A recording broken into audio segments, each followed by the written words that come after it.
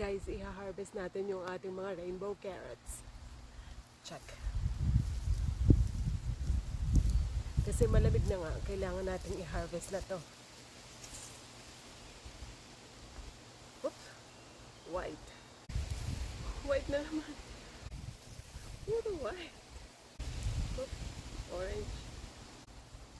White again. Guys, itry natin dito kasi puro white yung nandun sa kabilang side. Oh, white din dito. Bakit kaya puro white? Oh?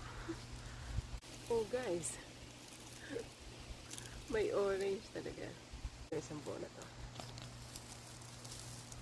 Okay. Oh, may purple siya. Ayun o, maliit. Hindi nakalaki. Tapos ito yung isang ibang kulay niya. Oh. Ito yung regular carrots. Siyempre marami tayong white.